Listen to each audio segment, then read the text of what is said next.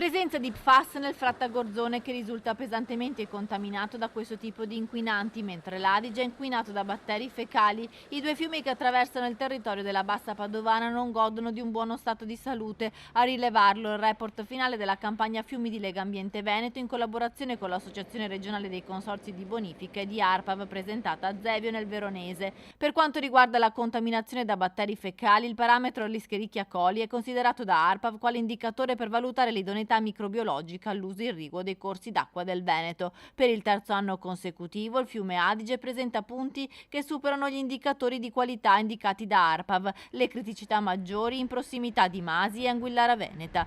La causa è da ricercarsi negli scarichi abusivi che purtroppo finiscono nell'Adige.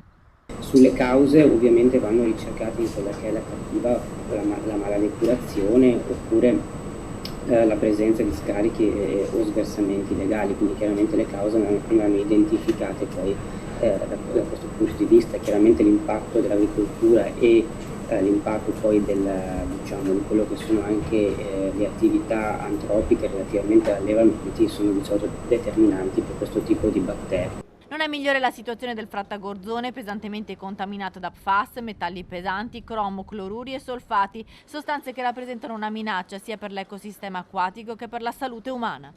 Per quanto riguarda invece il Frattagorzone, sappiamo essere un fiume che ha altri problemi. A Colonia Venta abbiamo comunque riscontrato questa criticità relativamente al batterio Escherichia coli, però chiaramente le problematiche di questo fiume sono relative chiaramente anche alla presenza di PFAS e metalli pesanti su cui non abbiamo dati dai nostri monitoraggi che non hanno riguardato questa fonte di inquinamento, però sappiamo da quello di ARPAV e non solo che il fiume continua ad avere grandissime criticità da questo punto di vista, anche perché non è stata attuata alcun tipo di bonifica ancora delle aree inquinate.